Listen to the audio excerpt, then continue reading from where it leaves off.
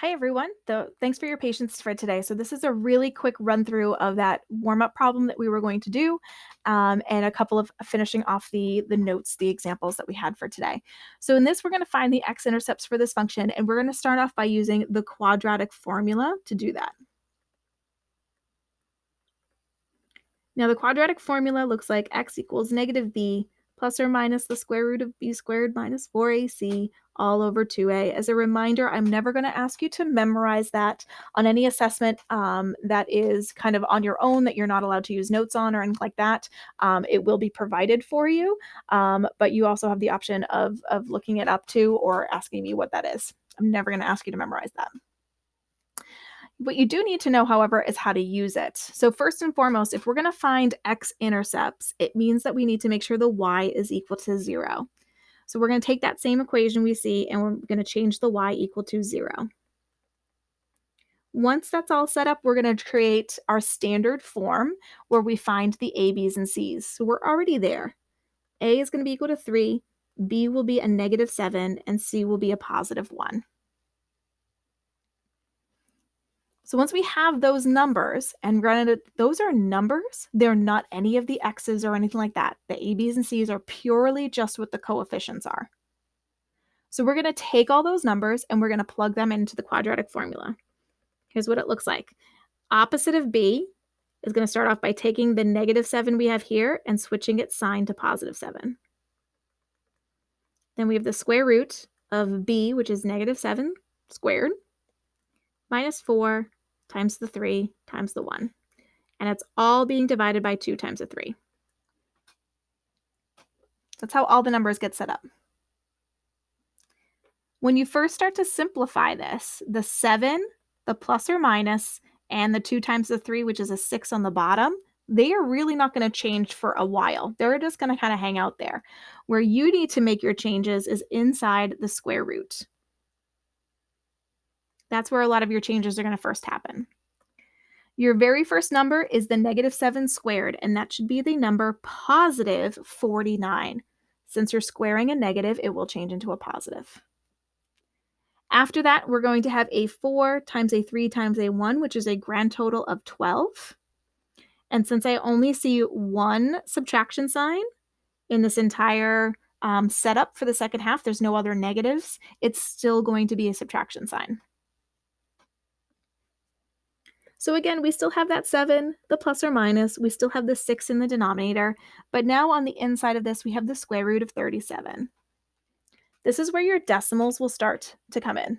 So I'm going to take the square root of 37, and it's going to have a decimal of 6.0828 when I round that.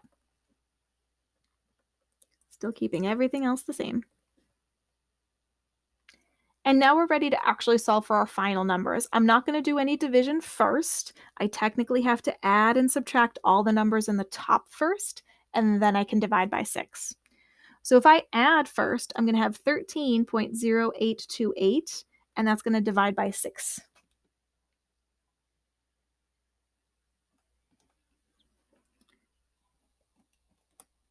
That will give me a number of 2.180, so on and so forth. So if I'm going to round to 2 places, I'll leave it as 2.18. If I have to round to the nearest tenth, which is what Delta Math will ask you to do, I will round this to 2.2. Then the second answer is going to come from the subtraction. 7 take away the 6.0828. And that would be a total of 0.9172. That will divide by 6, and it will give me a decimal of 0.1529-ish when we round. But if we have to round to the nearest 1 decimal place or the nearest tenth, I would round that to 0.2. So these final 2 decimals are my x-intercepts for this function. So I could look at this and say, oh, okay, so I'm going to have an x-intercept of 0.2, which is really close to the x-axis, and then another x-intercept of 2.2. And then when I look at the a value of this function, I see that it's positive 3, which means the function opens up.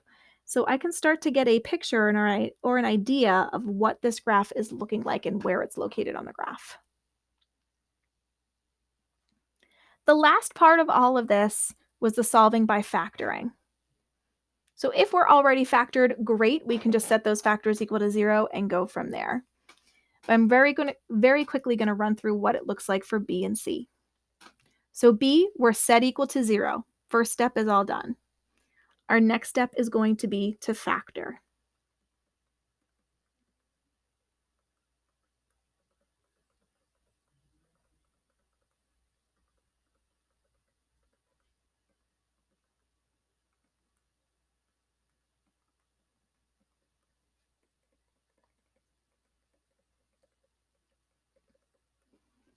Now that my factoring is all done, I'm going to do step number 3, where each one of those factors gets set equal to 0. Step number 4 is to solve each one of those little mini equations we've got. And we've got our solutions of -3 and 7 here. So our last one, step number 1, set everything equal to 0. Step number 2 is to factor.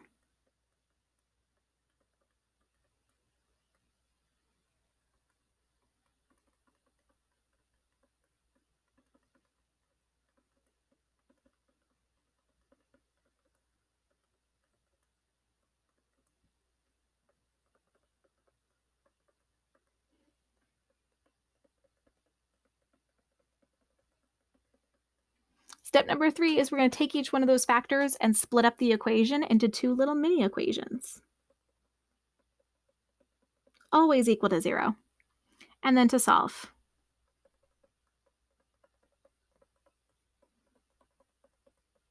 X equals -1, x equals 7/2, which is a 3.5.